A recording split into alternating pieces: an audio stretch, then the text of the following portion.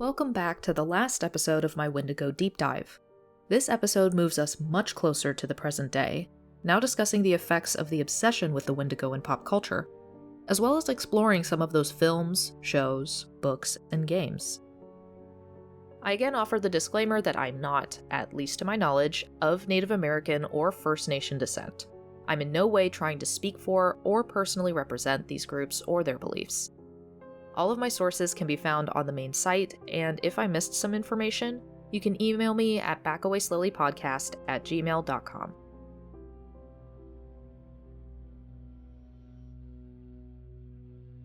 We discussed the collision of Native and European experiences regarding the Wendigo. However, it's impossible to cover such a topic without acknowledging the attitudes and impacts surrounding that crisscrossing of cultural practices and beliefs. For example, Robert Brightman in his 1988 paper The Windigo in the Material World mentions Honigman, who remarked that much can be dismissed about the Wendigo, as often, quote, trustworthy observers are lacking. What he means by this is that not enough witnesses to a Wendigo are white. Brightman points out, quote, the lack of European observers does not discredit the existence of Wendigo cannibalism. Neither are there European eyewitnesses to the much more frequent occurrence of famine-induced cannibalism. The likelihood of a trader, missionary, or white trapper being in a position to observe such tragedies is minimal. Put simply, it was rare that a European was even around indigenous tribes often enough to potentially witness a Wendigo incident. And so, by only including European reports, we drastically diminish the information that we should be considering. By not having cultural knowledge of these tribes, the unfamiliar fur traders and missionaries could provide a testimony that's unbiased by those cultural beliefs. However, those outsiders were already influenced in how they viewed the native peoples. We've mentioned numerous times that missionaries almost always viewed descriptions of the Wendigo as the indigenous version of the devil, when the entire concept of the devil was never present in those communities, therefore wedging in an entirely irrelevant concept and incorrect belief to their own observations.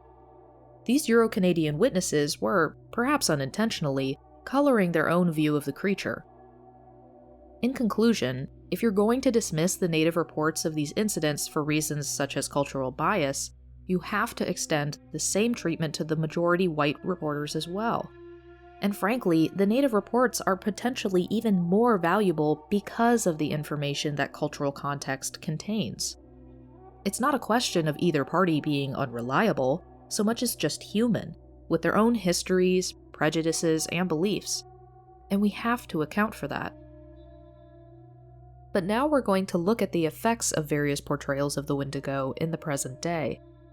Callie Hunchman focuses on this in her paper Stolen Spirits: The Appropriation of the Wendigo Spirit in Horror Literature. What does the book Pet Sematary, the novella The Wendigo from 1910, and more have in common?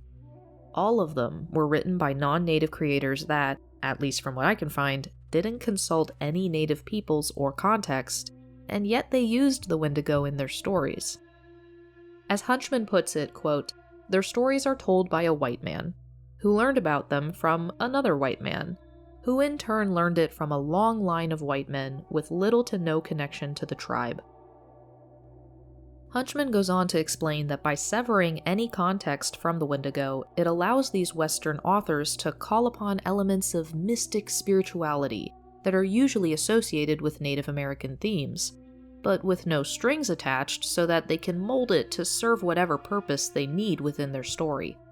But it goes even deeper than that. There are usually two purposes to include indigenous elements to a story. One is the romanticization of nature. By exaggerating the values of Native American beliefs in particular, Hunchman writes, quote, non-Indian people feel more American by identifying with Native ideas, but without acknowledging the results of this appropriation. While there's nothing wrong with feeling connected to nature, using indigenous culture as a shortcut to that connection, while ignoring the beliefs and practices involved, is a problem.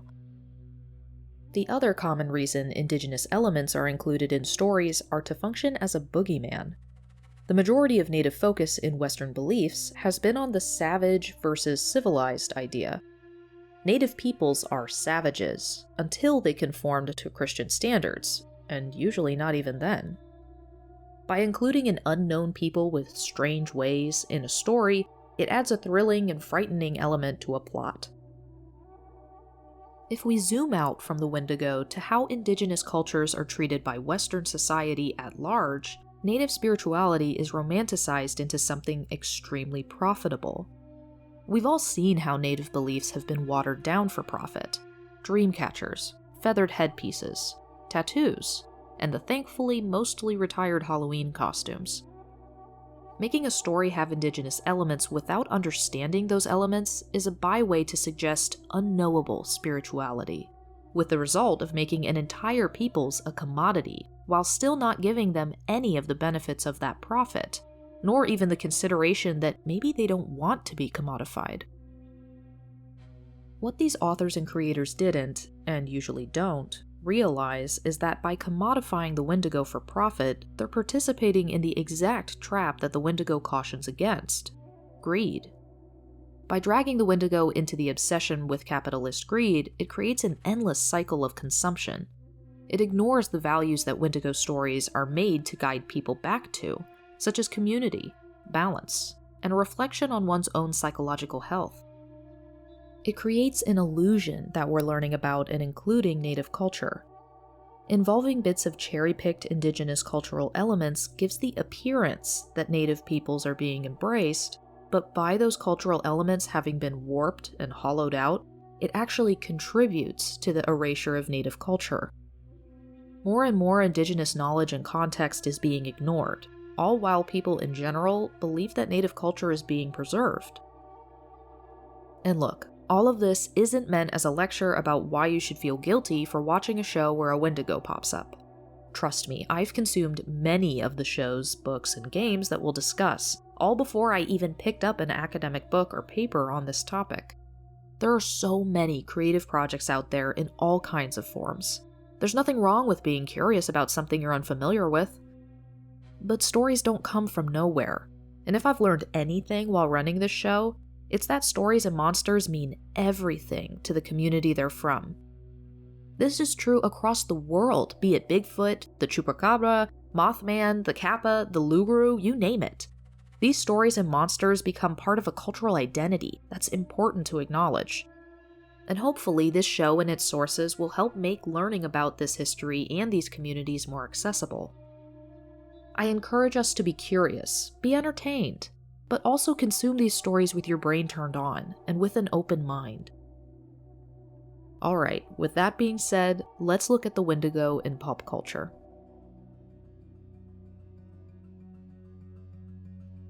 The Wendigo's been around for so long and become so popular that some people have decided to utilize pop culture in order to teach and preserve culture in the modern day.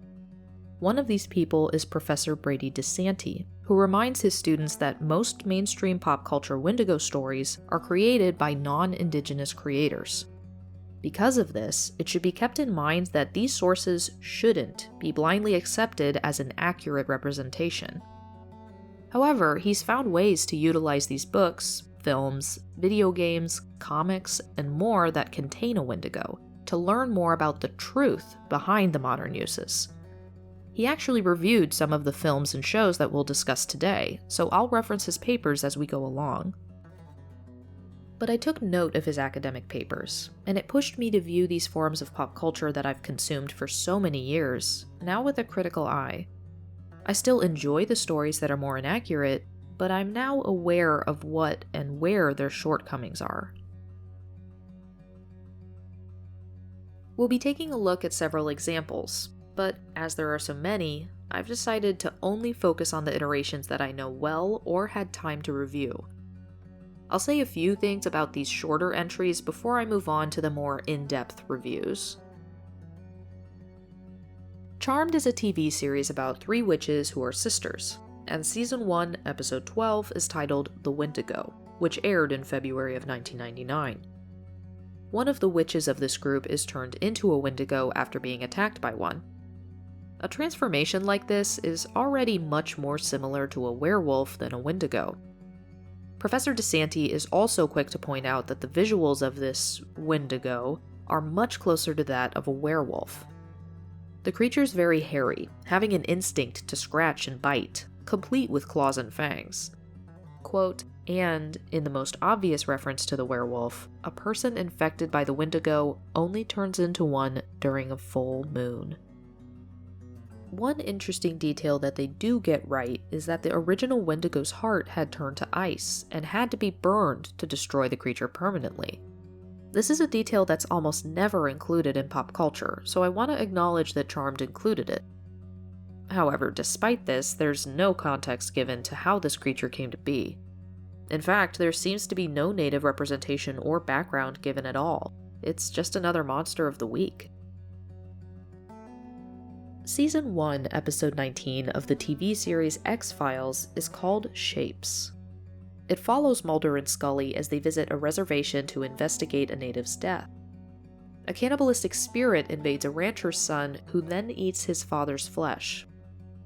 This is already an improvement to Charmed, as the main characters are walking into the setting and world of indigenous peoples, instead of taking the creature's legend and molding it outside of this community. However, this episode calls this creature the Manitou, which they describe as an evil spirit. Manitou is actually Algonquian for mysterious being or mystery, other sources diving into the spiritual belief system of countless individual spirits. Perhaps they hoped that calling the spirit something other than a Wendigo would allow for more flexibility? I'm not really sure. The paper Cannibalism and Contact Narratives and the Evolution of the Wendigo by Michelle Leitz reads, quote, this reductive yet convenient appropriation abolishes all nuance and sacredness of the Manitou by depicting it as one specific evil spirit.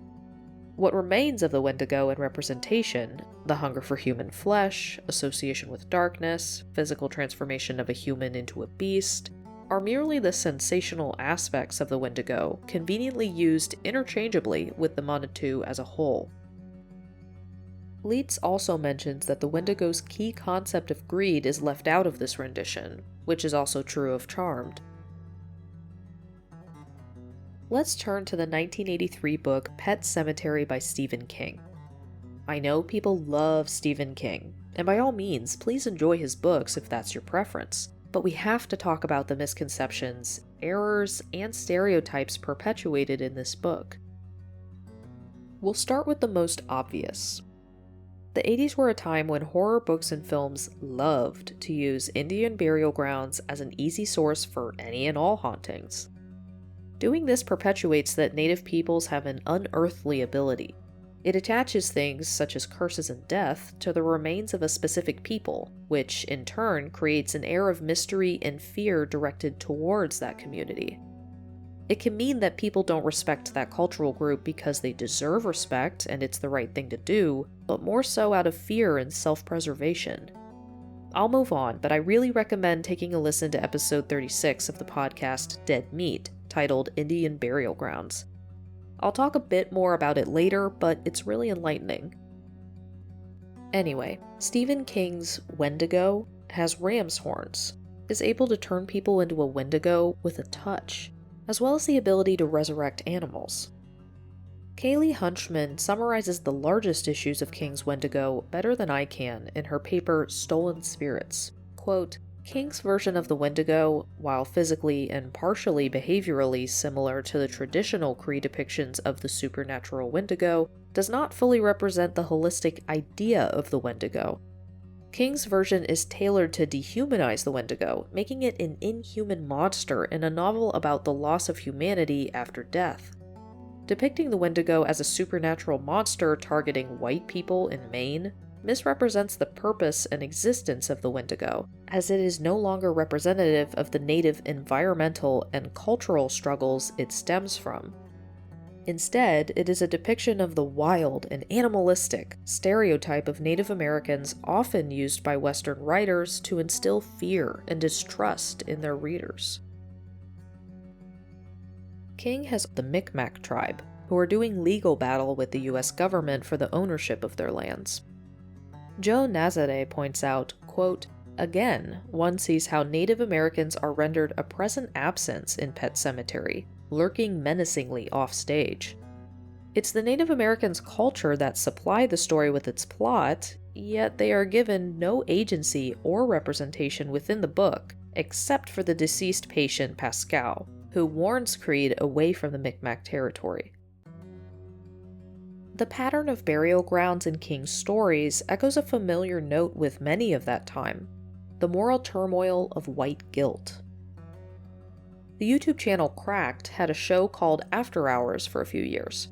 The videos are only a few minutes long, but the episode 4 Creepy Hidden Truths Behind Popular Scary Stories made an interesting suggestion that stuck with me. In summary, different areas of the world have their horror movies set in various places depending on their own culture's source of guilt. An example that they mention is that England's scary stories mostly take place in an urban setting. They argue that this is because it's where England's greatest crimes happened, such as the toils of the Industrial Revolution, using children, orphans or otherwise, as labor, parents thrown into debtor's prison, rampant disease and injury due to little understood and frankly unsafe machinery and practices. Now, over in America, a good amount of our horror stories and movies that are actually scary have taken place out in nature, be it a cabin in the woods, a secluded campground, or what have you. A lot of America's worst crimes took place on the outskirts of society, such as the erasure of indigenous people, killing them on or ejecting them from their own land, or kidnapping people from their homelands and enslaving them in order to build America. The native burial ground fulfills this theory, reminding us that we, as a society, were the worst thing that happened to those communities. The fallout of those acts, such as hauntings, can be viewed as the well-deserved revenge for the trauma that this country inflicted. I could talk about this video and its implications forever, but I recommend you go take a look for it yourself, and we'll move on. One final interesting detail was again from Nazare. He notes that the family's cat is named Church, and yet it comes back Wendigo possessed. The implication is that the Native American beliefs have wrestled with and won against Christian ideals. I'm not sure if this was the intent, but it's an interesting concept to consider. On to the next. The film Wendigo from 2001 follows a family of 3. George, a professional photographer, his wife Kim, and their 10-year-old son Miles, as they travel from New York to give George a break from his job at an advertising agency. They take this trip in the winter, which is a detail not often included, the winter weather and the isolation that it can enforce. On their trip, an indigenous shopkeeper tells Miles about the Wendigo, that it can change its appearance at will. I wonder if this is an attempt to capture an element of the Wendigo belief, the fear that anyone can go Wendigo. Since there are 5 or more ways to turn into a Wendigo in indigenous belief, the threat that anyone around you could become one was or is very real in Algonquian-speaking culture. A shape-shifting ability may be a shortcut, albeit a potentially inaccurate one, to try to capture that "it could be any one of you" suspicion. The shopkeeper gives Miles a small deer-headed Wendigo figurine, further contributing to the more native appearance of the Wendigo in modern pop culture. What's interesting is that Professor Brady DeSantis suggests that perhaps this shopkeeper is himself the Wendigo, masquerading as a normal man. He points out that no one else seems to see this shopkeeper other than Miles himself, suggesting this was an encounter meant only for Miles. This aligns well to our discussion that some spirits, particularly Wendigo spirits, can attempt to mislead or manipulate people via dreams, or in this case, an encounter in disguise. Quote, "The movie Wendigo accurately touches on some Ojibwe beliefs, such as the Wendigo's immense size, inability to metamorphose, and spiritual forces' occasional use of entrapment to cause harm. And while the native man from the store does not directly reference the Wendigo's cannibalistic nature, he does say that it is angry and possesses a voracious appetite in general, allowing for the possibility that the consumption of human flesh is involved in some way too." While Miles and George are sledding, a local named Otis shoots George, leaving Miles to go for help as darkness begins to fall. During his journey in the woods, Miles is pursued by a creature with a deer's head and a man's body. This may contribute to the Wendigo utilizing isolation, particularly in winter, being lost and afraid, to stalk and/or manipulate its prey. The movie continues, but I don't currently have much else to discuss for that movie, so we'll move on. One of the more recent TV shows that conjures up a very noticeable visual of the Wendigo is the 2013 TV series Hannibal. Will Graham is trying to help the police catch the copycat killer, as he has in-depth insights to criminal acts. The audience is shown the visual manifestation that Graham has of this murderer, the Stag Man. This is an entirely black figure, looking human in anatomy except for the antlers sprouting from its head. Although the figure is called the Stag Man, the imagery instantaneously elicits thoughts of the Wendigo. Considering how Hannibal Lecter is known primarily for cannibalism, this visual reference is no accident. However, the Stag Man offers no other context to the story, other than a cheeky, if not obvious, allusion to Hannibal himself. There's no discussion of the Wendigo or native reference, just a small nod to the Wendigo's main concept.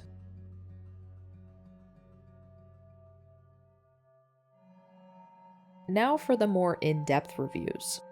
We'll start with Algernon Blackwood's book, published in 1910, The Wendigo. Born in 1869 to a religious middle-class family, it wasn't long before Blackwood began to show an interest in the paranormal.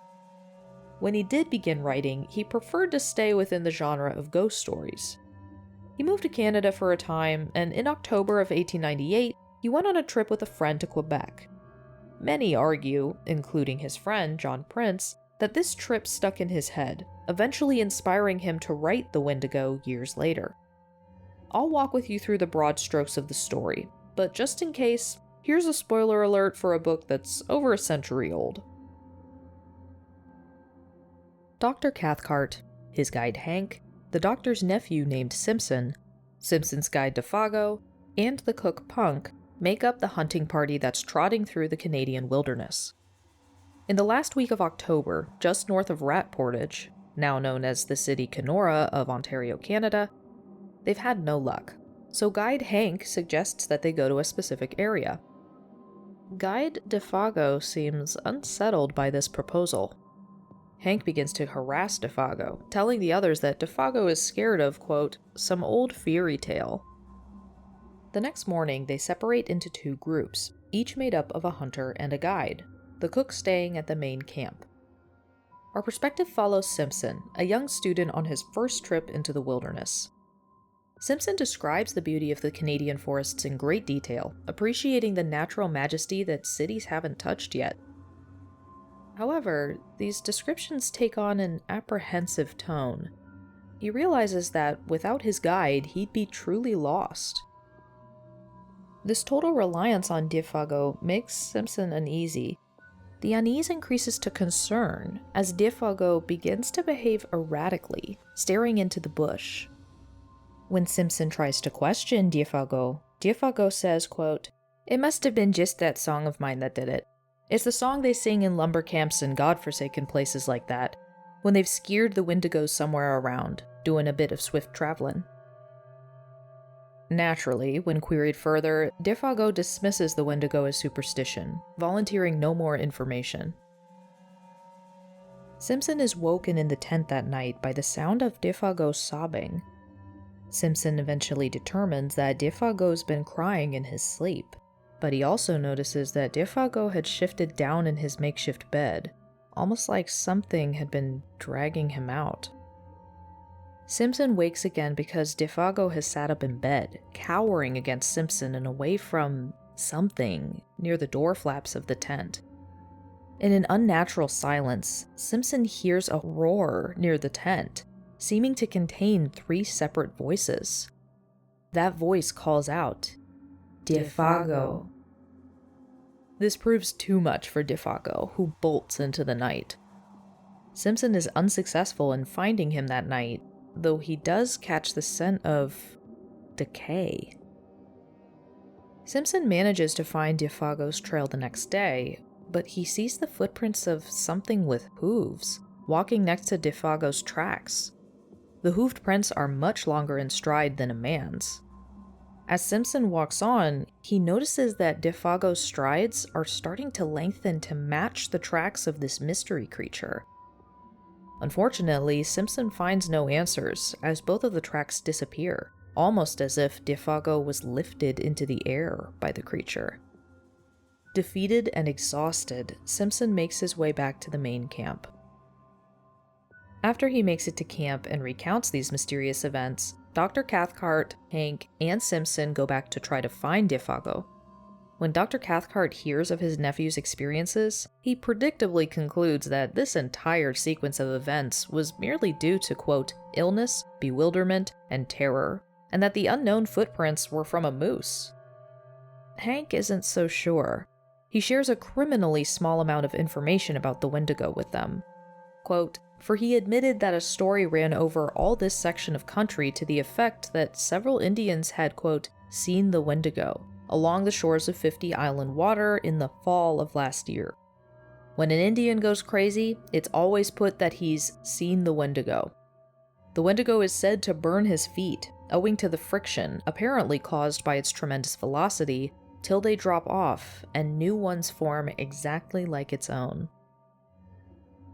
This last quote seems to be an interesting attempt to inject some science into the speed at which a Wendigo can travel, but it's rocky at best. Hank goes on to say that the Wendigo will jump or run along the tops of trees, occasionally carrying a person with them before dropping them, much like a bird of prey may drop an animal to kill and eat it. Most bafflingly, he calls the Wendigo a moss eater.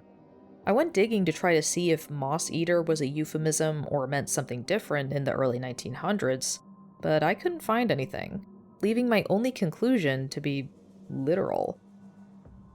As they sit at the fire discussing this, they begin to hear Defago's voice.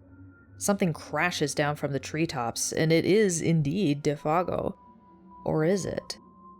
His movements are jerky, like he's being puppeteered, his voice hoarse and wheezy. Hank immediately proclaims that this is not his friend of 20 years. This is something else. Hank and Cathcart draw attention to Defago's feet and lower legs, which are disfigured and twisted. A roar echoes across the surface of the lake, and Defago disappears. The group returns to the home camp to find that their cook is gone. However, they encounter a frail Defago shifting the ashes of the fire. He's changed from the night before, and Hank believes that this person is truly his friend. Defago can't remember anything, his face showing no facial expression. Quote, he did not seem to know who it was that embraced him, or who it was that fed, warmed, and spoke to him the words of comfort and relief. Forlorn and broken beyond all reach of human aid, the little man did meekly as he was bidden. He pulls moss from his cheeks, which confirms my interpretation of moss eater being literal. He can't keep down any normal food, and his feet burned like fire, but Dr. Cathcart finds his feet to actually be horribly frozen. He only lives a few more weeks after this expedition. When they find what became of their cook, Punk, they discover that he'd been cleaning fish by the lake when he saw Defago approaching. However, Punk could smell the scent of decay and recognized that something was terribly wrong. Punk had dropped everything and fled, never turning back. What's kind of funny is that this story left me in a baffling position, because I really like how Blackwood wrote. He's got some good suspense, and his descriptions of nature are beautiful, clearly demonstrating Blackwood's personal appreciation for the Canadian wilderness. However, I've rarely come across a piece of media so inaccurate to the creature it attempts to utilize, as well as being quite racially charged. Blackwood's writing definitely speaks to the attitude of the times. The hunting party's cook, Punk, is an indigenous person, though it's not noted which tribe he's from. We're used to films where the one native character is used to explain the creature and then vanish from the movie. Punk doesn't even get that courtesy. I don't believe he ever speaks a word. And at the beginning of the story, one of the guides is going to explain the Wendigo, but he realizes Punk is listening, so he changes the subject. The situation was poised and ready for the indigenous man to be a part of the description and context of the creature, to become an active element of the plot, and it's passed by entirely. I don't know how many different ways an author can describe a character as being dirty and smelly, but Blackwood ascribes all of them to Punk with no clear reason other than racism. Hank addresses Punk to approach the fire by telling him to warm his, quote, dirty red skin. When Punk gets up in the middle of the night, Blackwood describes this by saying Punk creeps from his, quote, odorous blankets. I'm not including everything here, but it's a ridiculous amount of unnecessary comments. However, Joe Nazare in his text, The Horror, makes an interesting observation. Blackwood may be quietly equating the Wendigo monster to the indigenous Punk. He spends paragraphs describing the smell of the Wendigo, an unnameable stench where the closest description is that of a lion's musk or the scent of decay. The most extensive description of Punk that we get isn't of his personality, his dress, or belongings. He's most frequently described by an odorous smell. Doing this creates an undercurrent of even further distrust of the native by the group, suggesting that a monster is hiding out in these woods, but that the native people are no better. At the end of the story, there are parallels about how quickly the Wendigo and Punk can travel.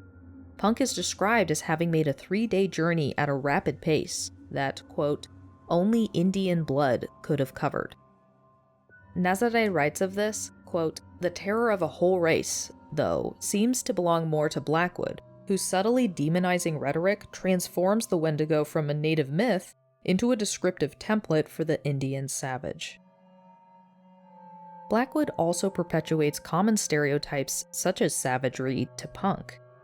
Other than Punk's smell and filthiness, Blackwood includes quotes such as, quote, but an hour later, when all slept like the dead, old Punk crept from his blankets and went down to the shore of the lake like a shadow, silently, as only Indian blood can move.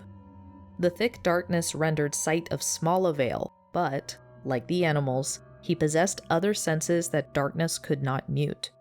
Then, merging his figure into the surrounding blackness in a way that only wild men and animals understand, he turned, still moving like a shadow, and went stealthily back to his lean-to and his bed. This fits into our conversation about ascribing native peoples to being almost inhuman due to their connection with nature. It doesn't speak of skills that Punk earned that allows him to stalk the woods, so much as attributing them to Punk being more animal than human. Blackwood also writes, quote, Punk had in him still the instincts of his dying race. His taciturn silence and his endurance survived, also his superstition. Even in the early 1900s, we see the attitude of Europeans, who believed that the native people were not long for the modern world. According to the perception of these Europeans, it was only a matter of time before the indigenous population disappeared entirely. The end of the story also describes the indigenous Punk as a spineless, self-serving member of the party, who'd rather abandon the rest of the group than try to assist them. Punk literally gets no say in anything, and serves only as a foil to make the other characters seem morally and socially superior. Let's move on to the titular creature. A creature that we bizarrely never even see. All we get is an impression of something at the edge of the tent, and a voice calling to Defago. When I compare the various descriptions of the creature and its abilities from indigenous belief, held up against Blackwood's story, the only accuracy I can find is that Blackwood's Wendigo moves incredibly fast, and it's possibly very large. The list of inaccuracies is embarrassing, and frankly irritating to read. Blackwood's novella is baffling because he spends so much time describing the solitude and isolation of the setting. With how much he writes about it, and how much apprehension some characters have of being alone, that as I read it, I thought that he must know about isolation's ability to create a Wendigo. But alas, from beginning to end, there is no indigenous context to be found. But by far, the most egregious error is that the Wendigo is never described as eating human flesh, or flesh at all. I'm so utterly confused at how Blackwood botched the main attribute of the Wendigo that makes it a monster. And not just that, but Blackwood goes one step further to saying the Wendigo eats moss? This almost feels like some kind of joke. And such a persistent emphasis on the burning feet.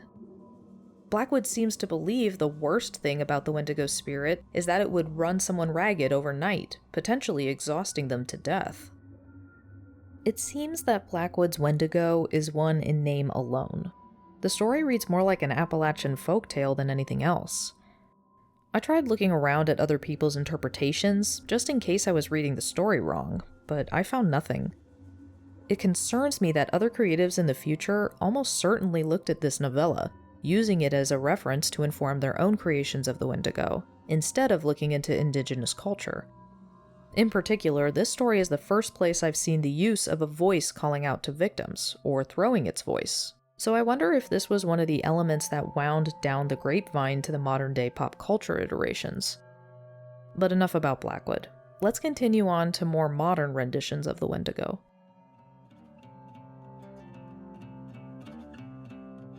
Okay, so I love Supernatural. Couldn't tell you how many times I've seen the first couple of seasons, and I'm currently making my way through the series at large. That being said, we need to talk about Episode 2.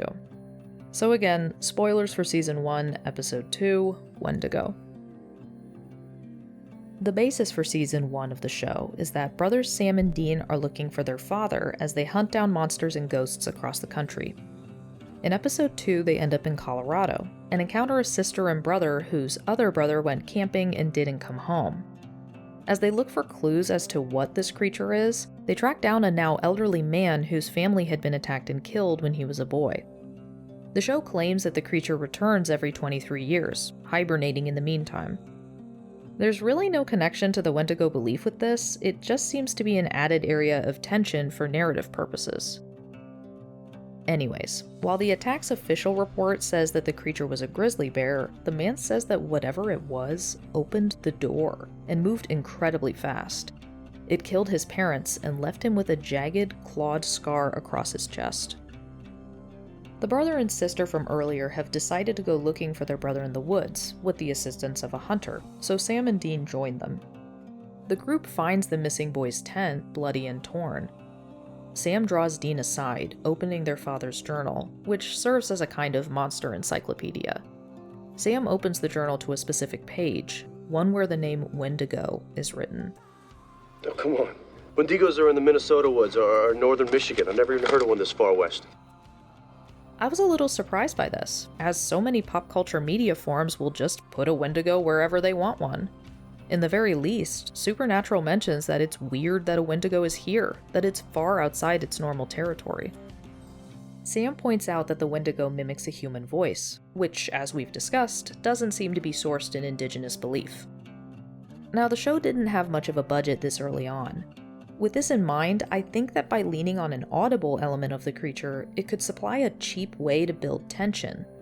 A camera guy calling from the bushes is a whole lot cheaper than the visual effects that would be needed to make this monster appear impressive and terrifying. Dean holds up his gun. Well, then this is useless. This is also accurate to many beliefs of the Wendigo, that conventional weapons are unable to kill one.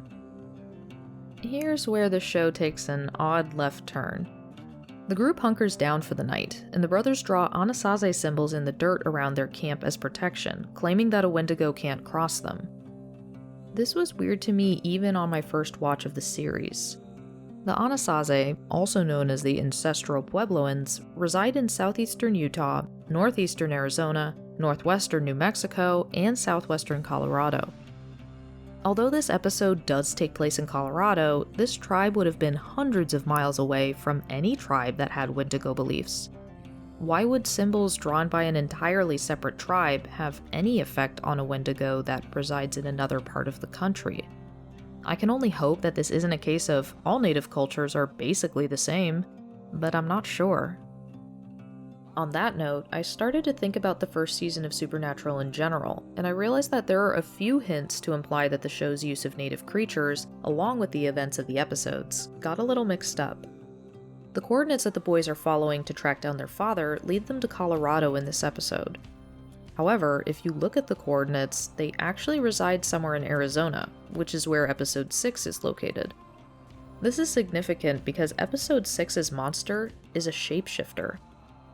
Between the Wendigo episode and the Shapeshifter episode, and that they mention skinwalkers a few times, it makes me think that some stuff was shuffled around in production, and that this might be an example of the Wendigo skinwalker werewolf triangle that we see in pop culture, where one is mistaken for, combined, or interchanged with another. After all, skinwalkers are monsters belonging to the Navajo Nation, who reside in the same area where the Anasazi live.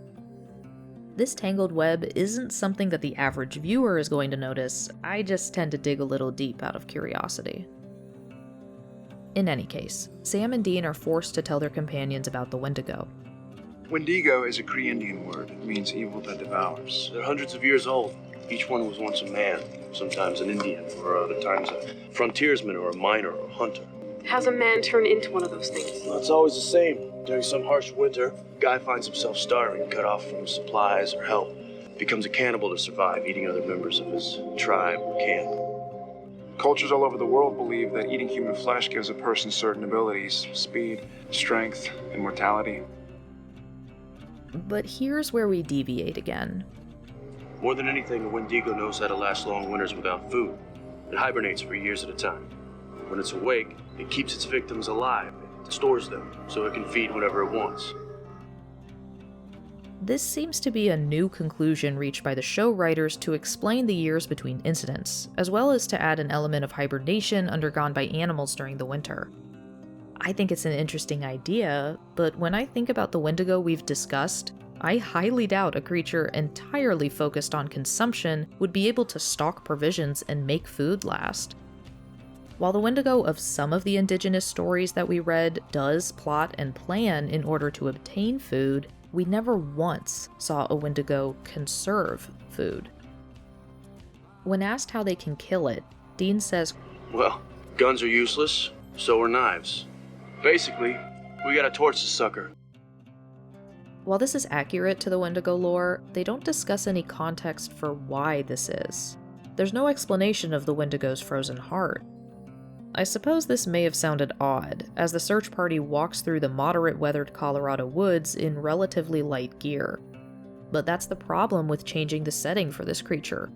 There's no bitter cold, there's no lack of resources, and no real explanation for why the creature's been moved here.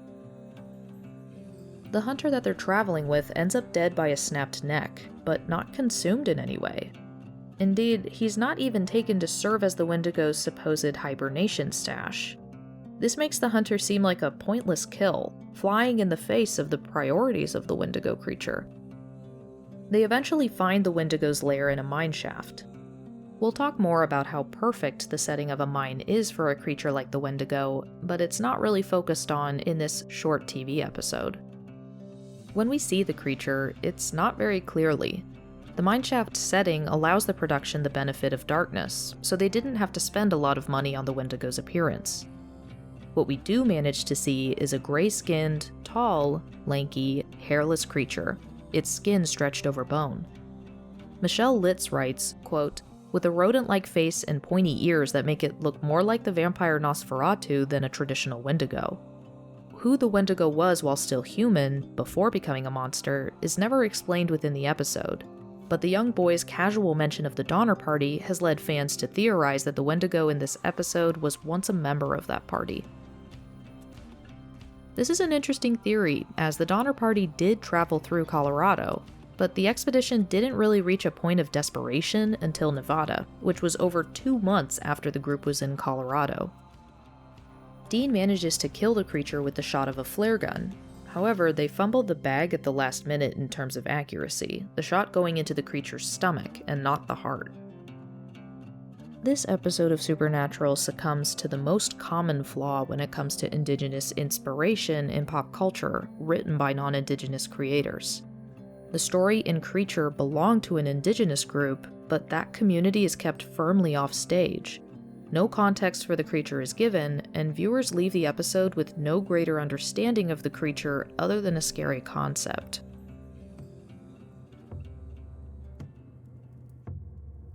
The film Ravenous from 1999 starts with a very fitting quote by Friedrich Nietzsche. Quote, "He that fights with monsters should look to it that he himself does not become a monster." Second Lieutenant John Boyd is at a dinner in his honor, receiving accolades for his actions in the Mexican-American War. The camera is particularly careful to film these high-ranking military members digging into the food with an animalistic zeal. But Boyd doesn't join this frenzy. He stares into nothingness, or rather, back into the war. The congratulations echo hollowly as he sees the dead bodies he made or witnessed. The praise of the day congratulating him for this murder. The officers surrounding him take no notice, devouring whatever's placed in front of them. For anyone that's studied Wendigos, this is a very obvious allusion to mindless greed and consumption, be it of the food on their table or of the land they've come to conquer. This military force can take, so they do. They want it, so it's theirs. It's as simple as that. Boyd is interesting as well, as it seems clear that he's resistant to the blind patriotism that the others so eagerly embrace. DeSanti writes of this, quote, "His conflict over the ethics of that war and his reluctance to wholeheartedly embrace the rampant colonization of North America presents Boyd as the film's moral compass." Despite being congratulated for his service, Boyd is being sent to Fort Spencer in the Sierra Nevada mountains of California, an extremely isolated military outpost. When Boyd arrives at the fort and makes introductions, some of this group includes Native American brother and sister George and Martha. We aren't really sure what tribe they're a part of, as they're only described as they, quote, "came with the place." We eventually find out that the source of Boyd's guilt lies in the fact that he played dead in order to survive a skirmish, being placed on a wagon of actually dead men. But then his own dead officers were placed on top of him. One could make the argument that his survival by the means of their deaths is another version of cannibalism. Only through the other's deaths do you survive, the self over the support of the group. Much like starvation cannibalism, this doesn't mean that Boyd's instinct to survive in battle is unreasonable or difficult to understand, but it might make Boyd potentially more susceptible to a Wendigo spirit. While Boyd is pinned under his deceased officers' bodies, their blood ran down into his mouth. Unable to escape the crush of corpses and needing to keep his cover, Boyd chokes on the lifeblood of his fellows. This again may make him more susceptible to the Wendigo, in accordance with the belief that those who have practiced cannibalism may be influenced to do so again. Boyd's been at the fort a while when a man stumbles into camp. His name is Calhoun, and he says he's been in the wilderness for 3 months. When questioned, he says, "I said no food. I didn't say there was nothing to eat." He goes on to recount a story that's very similar to that of the Donner Party, as his group of 6 was forced to winter in a cave. They started with the animals, then the leather in their clothes. Then they tried to find roots. One person eventually died from malnourishment, and, well... Calhoun says that he came back from foraging, and the rest of the group were cooking up the man's legs for dinner. Calhoun ate as little of the meat as he could, but he says that others were far more eager. The meat did not last us a week, and we were soon hungry again, only this time our hunger was different. More severe. Savage. They killed 2 of the men, leaving only their guide Ives, Mrs. McCready, and Calhoun. Seeing the writing on the wall, Calhoun fled the situation. Colonel Hart decides that the fort men will go find Mrs. McCready, as she may still be alive. But before the party can leave, George, the Native American brother, walks up to Hart and Boyd, unrolling a skinned pelt. George gestures at the illustration on the pelt, saying Wendigo. Windigo, tanuli unil mushka lolishke. Ojibwe tano dahamado glo gashli. It's an old Indian myth from the north. Windigo, mushkaki iglo tanu temlu. A man eats another's flesh. It's usually an enemy. Tanu I uri tanu dungamu khagi. And he steals his strength, essence, his spirit. And his hunger becomes craven, insatiable.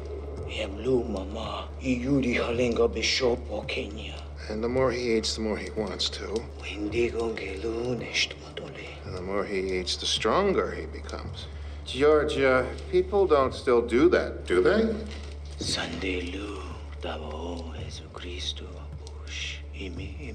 White man eats the body of Jesus Christ every Sunday. One of their comrades is injured in a fall on their journey. That night, he wakes up screaming, saying that Calhoun was licking his bloody wound. When they turn to Calhoun, he shakily explains that he was having a nightmare and woke up with his lips on the man's injury. He asks to be restrained, mirroring the stories of natives who believe they're going Wendigo, who request to be restrained or killed. When the group finds the cave, Calhoun begins to fight their approach, begging not to get closer. The group continues to the cave anyway, keeping weapons on hand. From what they'd heard from Calhoun's story, they're prepared to possibly encounter a cannibalistic guide and a traumatized Mrs. McCready, but no one answers the rescue party's cries. Boyd and an aggressive member of their party named Reich enter the cave. They don't find anyone, but they do stumble upon a dark hole to another, deeper cave. Climbing inside, they find skeletons, which were formerly Calhoun's party. However, these aren't simply bones on the floor.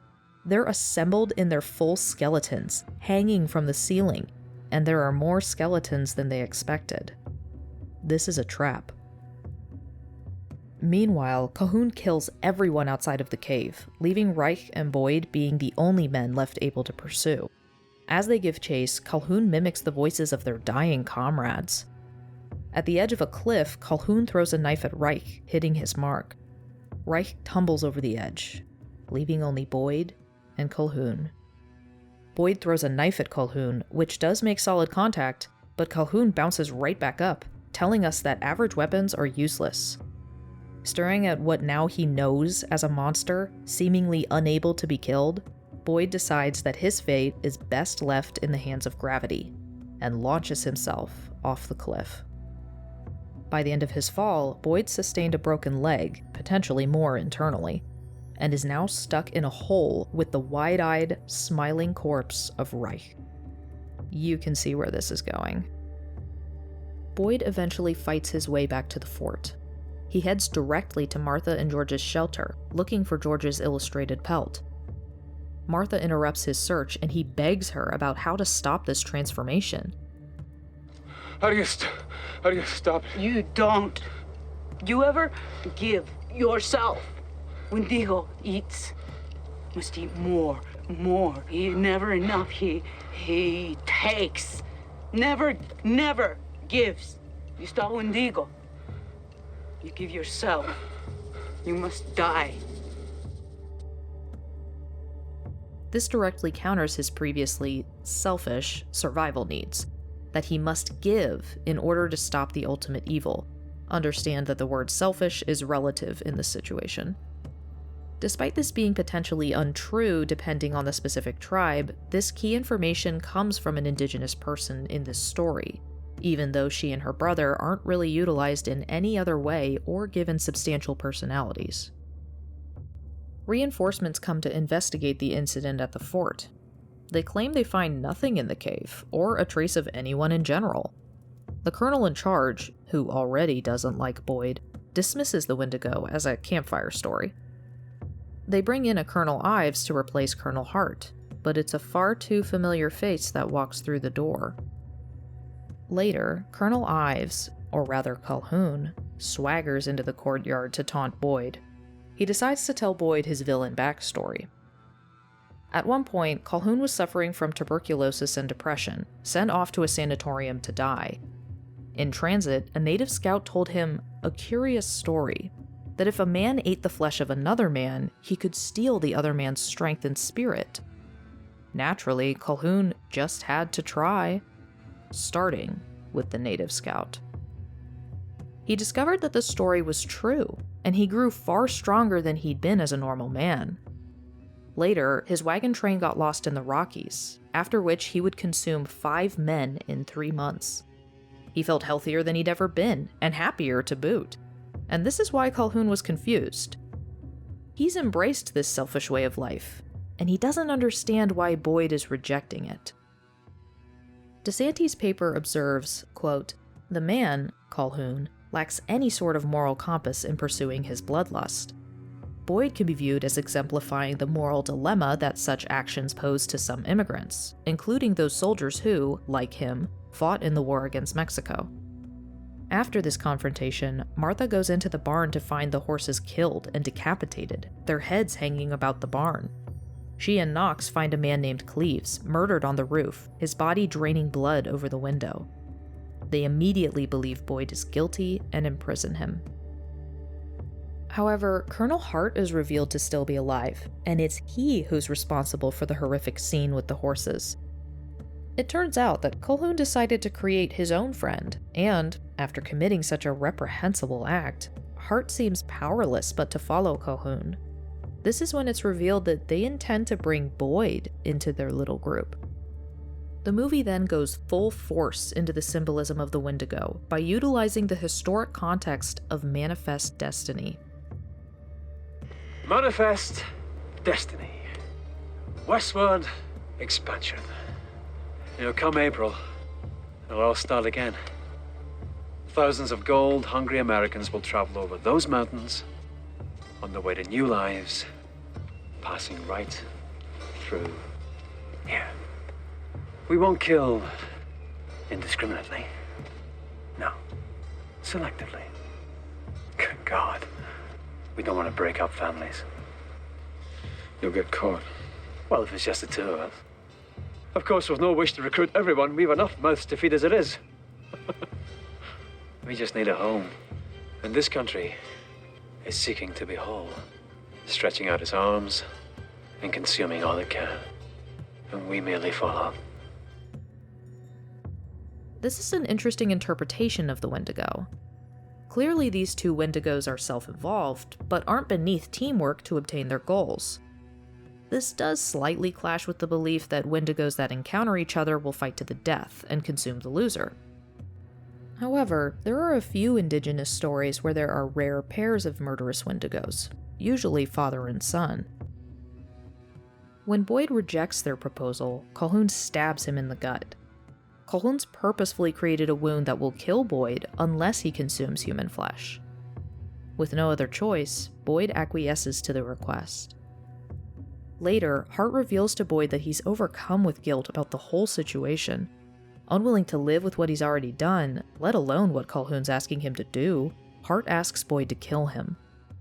Boyd cuts Hart's neck, which by all general beliefs of the Wendigo and what we've seen earlier in this movie shouldn't work. But it does. An extended fight erupts between Colquhoun and Boyd, with extensive injuries given by both. This fight in general mirrors some of the stories that we took a look at, where sometimes it takes a Wendigo to kill a Wendigo, but there's no kind villager or loving grandparent holding a kettle of hot tallow to help cure Boyd of being a monster. Eventually, Colquhoun and Boyd are both ensnared in an alarmingly enormous bear trap. Colquhoun dies first, and though Martha sees this occur through the door, she leaves Boyd to his fate, fleeing the fort entirely. All in all, Ravenous actually had a surprisingly accurate depiction of the Wendigo. Native representation could have been better, and there were occasional errors such as a simple throat slice killing a Wendigo. But in general, I think they captured the selfishness of Colquhoun as well as the broad symbolism of the Wendigo. I was pleasantly surprised that they slipped in Manifest Destiny, peddled as a great dream of America's younger years, instead used as a trap for the naively idealistic. Not a bad interpretation for a movie from 1999.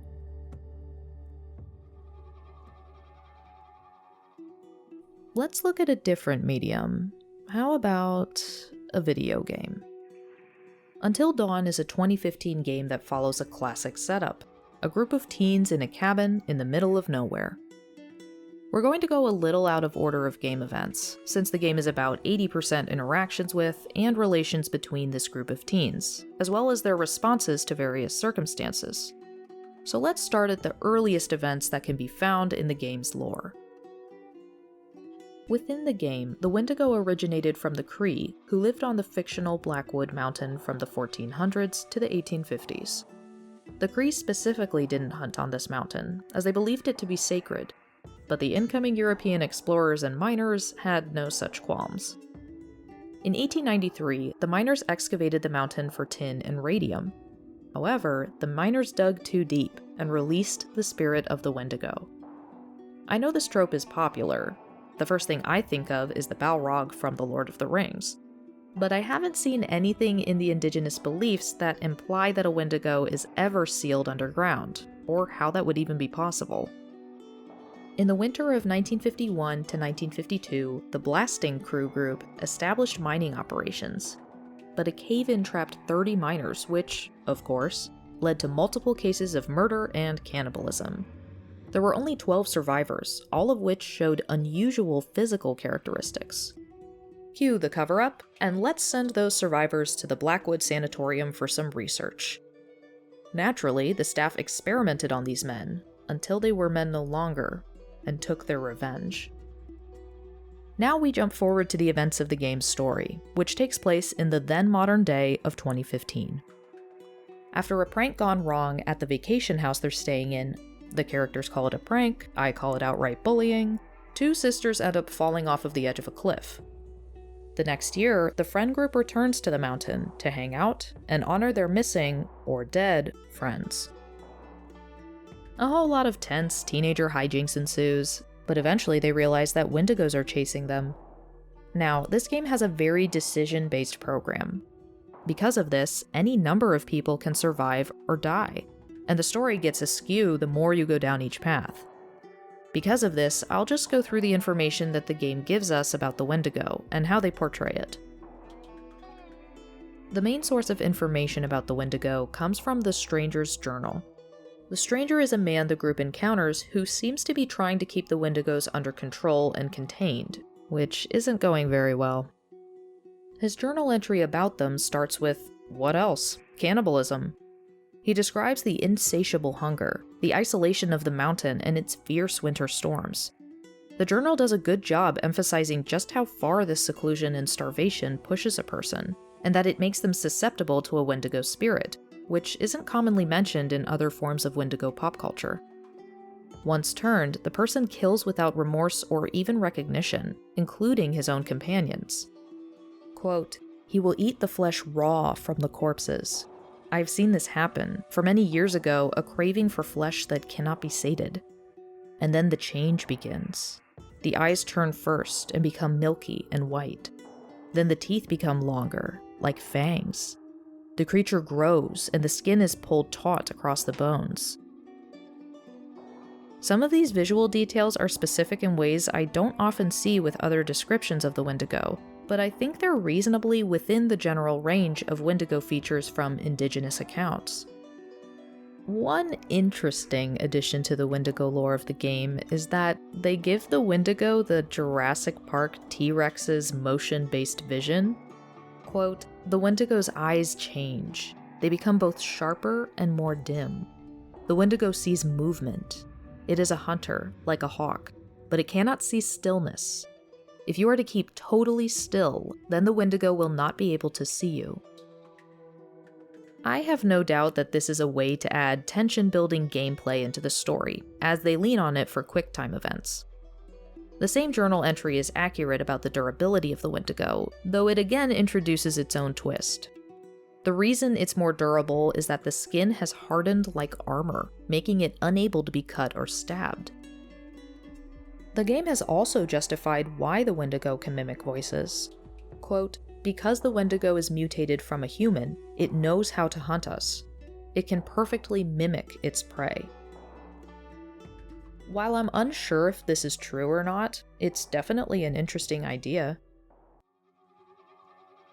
When it comes to killing one, the journal entry says that flamethrowers are best, though it doesn't mention anything about the frozen heart, or in fact, any other reason as to why fire is effective. It bafflingly reads that the fire will burn away their skin that they just said was as hard as armor. Anyways, the game makes a bit of an odd turn by telling the player not to kill Wendigos, as it'll release the Wendigo spirit, free to find another host. The stranger has instead been trapping them in cages in the old sanatorium. Yeah, keeping potentially immortal cannibalistic creatures all together in a crumbling building in the middle of nowhere sounds like a fantastic ticking time bomb, if nothing else. In another entry, the stranger says that he copied the rituals written down by ambiguous shamans, including the creation of artifacts. Again, I didn't find much about what physical materials would ward away Wendigos, but it gives the players something to collect within the game. The game dismisses any potential hints at werewolf lore by saying outright in one of the journal entries that bites do not turn you into a Wendigo, only consuming human flesh does. In terms of visual portrayal, the Wendigos look like humans, just deteriorated and warped. The muscles seem to have all but vanished, the skin turned white from a lack of sun exposure, and stretched over the bones, their spine curled inward. We eventually see a feature on one of these Wendigos, a tattoo. This tattoo is recognized by one of the characters, identifying the Wendigo as Hannah, one of the sisters. As it turns out, Beth had indeed been killed by the fall off of the cliff. Hannah, injured and trapped in a sunken mine, well, yeah. In any case, starvation and the transformation have made her almost unrecognizable, but the tattoo remains. The features that make the Wendigos appear truly monstrous are the fang-like teeth and claws. However, overall, including the loss of hair, the Wendigos look mostly like starving people. So while the game adjusted some factors for gameplay's sake, it's certainly not the most egregiously flawed when it comes to depictions of the Wendigo.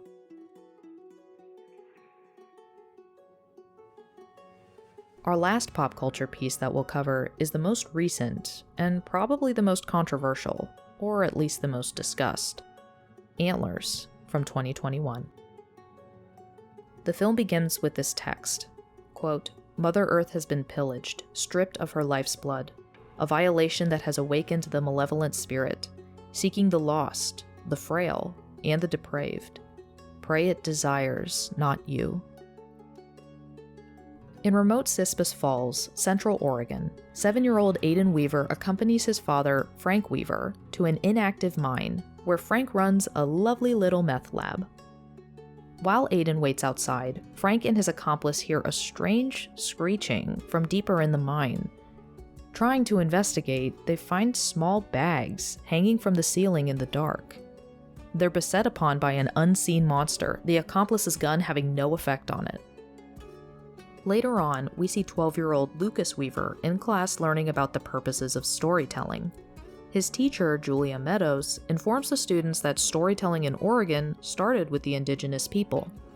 This is a nice nod to the indigenous people, but we'll never really learn about their specific tribes, culture, or their stories. On the way home, Lucas kills a skunk and takes it home, a pattern that'll be repeated throughout the movie. At home, he sleeps across from a locked door as something bangs on the other side. The next day, Lucas is asked to share a story he's written. The story is disturbing, telling how there were 3 bears, but that father and baby bear had changed. They became meaner because they had no food, their insides turning black. We see a good number of deviations in this film compared to the short story it was based on, The Quiet Boy by Nick Antosca. One of these changes is that Lucas's story is of 3 wolves, not bears. In this wolf story, Lucas is worried that little wolf is getting rabies, which reminded me of our first episode on this topic. The belief that anyone or anything can go Wendigo had prompted me to question that some of these incidents were perhaps unrecognized cases of rabies, so clearly I'm not alone in that theory. After a confrontation with a bully, Lucas is given an exam where it becomes very clear that he's severely malnourished. The doctors try to call Lucas's home to reach his father, but there's no answer. Julia, already concerned from Lucas's story in school, tries to determine what's going on in Lucas's home. We see Lucas prepare a bloody meal, delivering it in a styrofoam package to the attic beyond the locked door. Lucas's father, Frank, races forward, more animal than man, and snatches the food away. He retreats back into the dark, and Lucas's younger brother Aiden comes forward. Aiden seems to be more lucid, but Lucas doesn't get much time with him, being forced to retreat when Frank begins to act up. Julia brings Lucas up to her brother Paul, who's in a leadership position in the town's police force. Paul is unsurprised she's had no luck with Frank, as he says he expects Frank to turn up dead with a needle in his arm any day now. Meanwhile, Lucas sits in front of the shaking locked door. His younger brother's voice starts to come through, begging for food. The poor kid puts headphones over his ears, implying that this is a nightly torture that he endures. Julia goes through Lucas's desk at school, finding a book about setting traps and snares, as well as the book Dangerous Spirits by Sean Smallman. I paused the movie at this point to get a clear look at the cover, recognizing it as I'd tried to find it as research for these episodes. It's a real book, covering primarily the Wendigo. I have no idea why the characters don't read this book or collect information from it later on in the movie, since it was practically gift-wrapped for them, but I digress. Paul tells Julia that half of a man's dead body was found partially buried in the woods, the other half found in the mine by a meth lab, so it's definitely the body of Frank's accomplice. The police are chalking it up to a bear or a cougar, but no one's convinced. When Lucas is visiting Aiden again, we see a glowing light emitting from Frank's ribcage. Lucas tries to feed Aiden normal food, but this causes Aiden to bleed from his eyes and vomit blood. Most indigenous folklore describes the Wendigo person as resisting normal food. This seems to be a more insistent take on this, pushing the food to outright harm the Wendigo. School principal Ellen goes to the Weaver house to track down Frank. She finds the locked door and, lured by the sound of Aiden on the other side, goes up to the attic. Frank appears and throws her across the room, eventually biting out her throat and tearing part of her face with his teeth. A human kill accomplished and flesh consumed, Frank undergoes the start of a horrifying transformation. Antlers begin to burst from his mouth as we cut away. In the mine, we see Indigenous actor Graham Greene's character explaining to Paul that the bags hanging from the ceiling are medicine bags meant to act as wards. They also find an antler on the floor. Again, I found nothing in my research to say that there's a physical thing or collection of objects that can ward off a Wendigo, but perhaps that knowledge lays with spiritual leaders of the communities and hasn't been widely shared. On the way home from school, Lucas is accosted by his bully, who is then killed by the now monstrous form of Frank. Lucas finds the house covered in bloody hand and footprints, revealing the path of Frank and Aiden's escape. The police go to the Weaver's house and discover multiple bodies in the attic, including that of the principal. But some of the bodies aren't really torn apart. No. It looks like something's burst out of their very bones. Through a memory, it's revealed that Frank came home from the mines knowing something was wrong, but having no one in town to turn to due to his reputation. It turns out that Frank had installed the locks on the attic door himself. Before locking himself in the attic, he told the boys not to open it, no matter what. Eventually, Aiden visually began to succumb to the same condition, so his father quarantined him up in the attic as well. It's here that Paul and Julia have the stereotypical meeting with Warren, Graham Greene's character. They show him Lucas's drawings. Warren asks if the student was a native. When Julia tells him no, he's confused, as no average child would know what that monster is or looks like. Warren pulls out the antler they'd found in the mine, as well as an old book. He flips the tome open to a page that has an antlered figure on it. It's the Windigo. Translates to a diabolical wickedness that devours mankind. According to legend, during a brutally cold winter, A lost hunter's severe hunger drove him to cannibalism. And after feasting on human flesh, he became crazed and transformed into an amorphous spirit that could take many forms and roam the forest for fresh victims. His insatiable appetite was never satisfied. Excuse me, this is a myth you're talking about. Well, for you, yeah. But a cautionary tale to the indigenous people who believe in it. I wish they would have let him go into the context behind the cautionary tale, because it's incredibly relevant for this town. There's a reason mines are such a good location for Wendigo stories.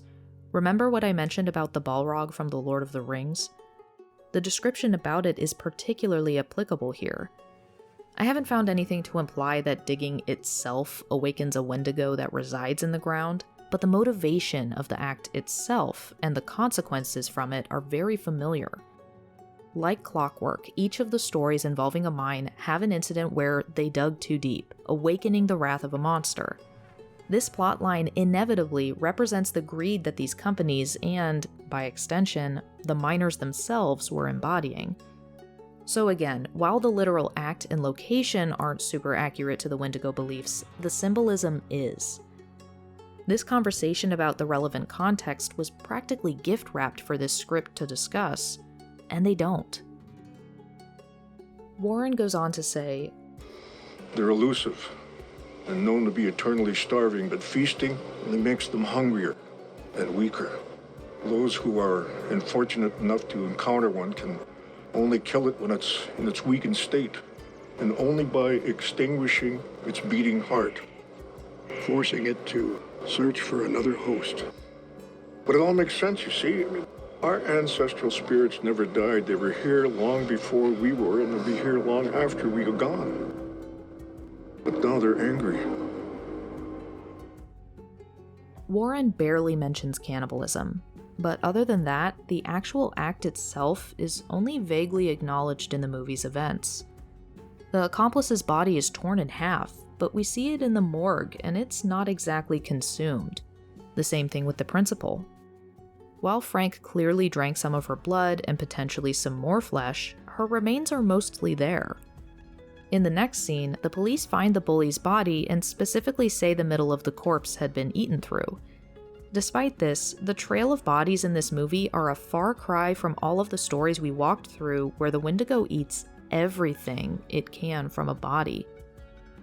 The recorded incidents of Wendigo cannibalism see every part of the body eaten, down to the bones, cracked open for the marrow, or boiled into stew. In this movie, it feels like any cannibalism is more like gruesome window dressing, as opposed to an act that's truly significant.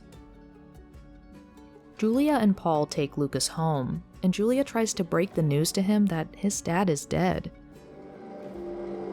My brother Paul, he found him in your house. That was my old dad, when he was sick and mean.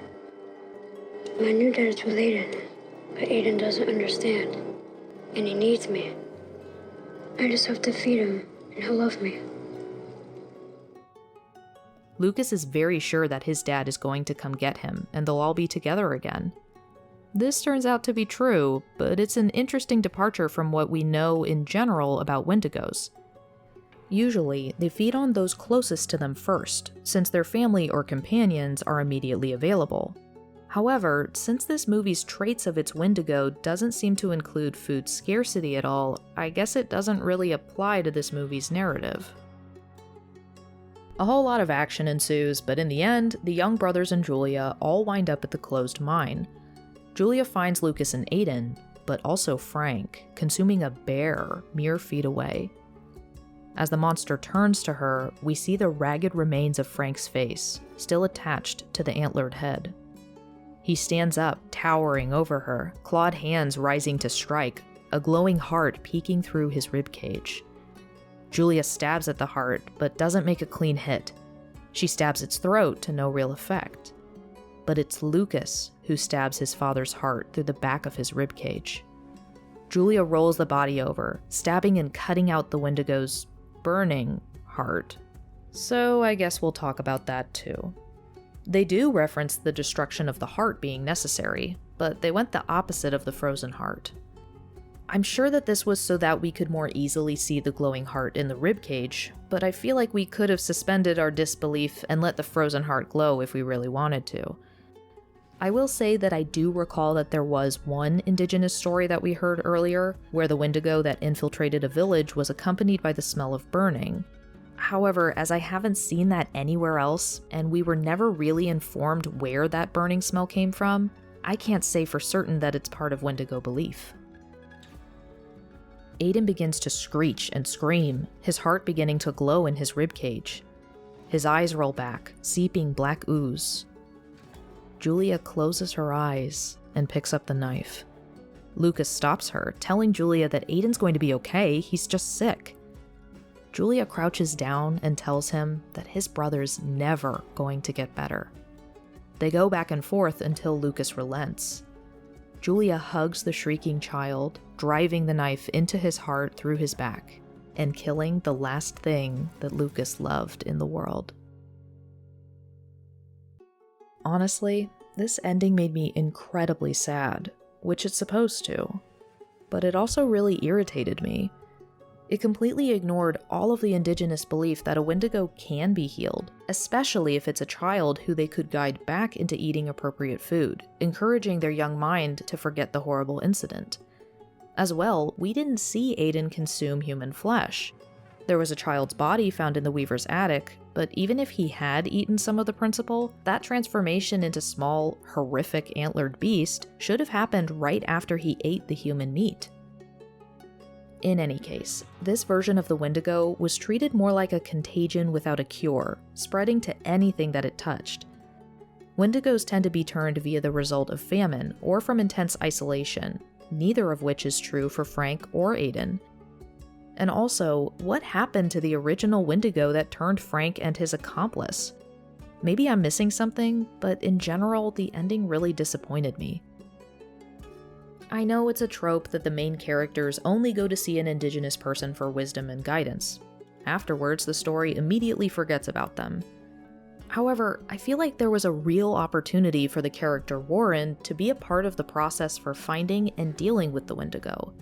He potentially could have saved Aiden as well. We'll never know.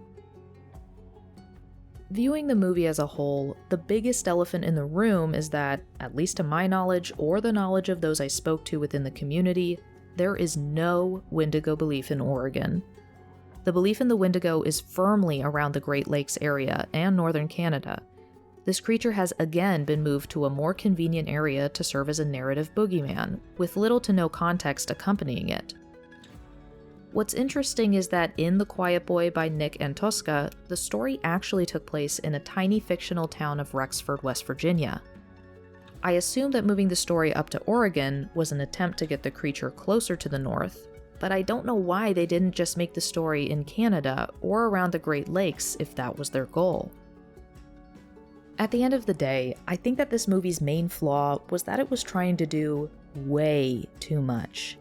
There are a lot of major issues and conflicts that are touched on in this film, including poverty in old mining towns, addiction, the impacts of addiction on kids, sexual abuse from a parent, physical abuse from a parent, understaffed schools and police in the shadow of child neglect, the lessons from an erasure of indigenous cultures, which they never really address.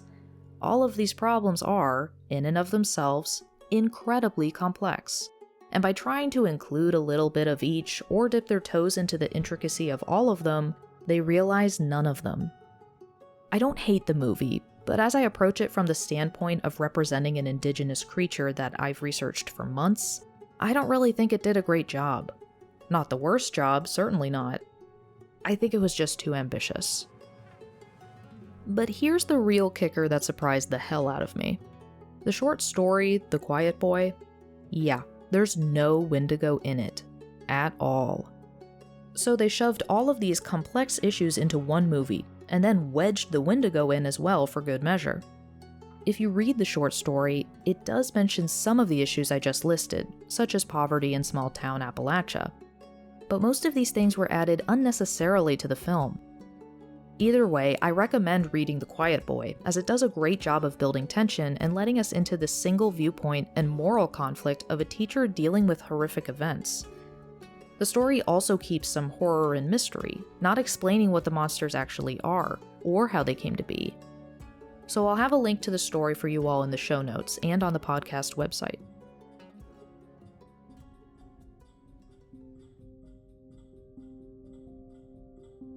Let's start our overall conclusion with a quote from DeSanti. Quote, "In the end, pop culture's fascination with the Wendigo may prove a misguided attempt to draw from non-European folklore.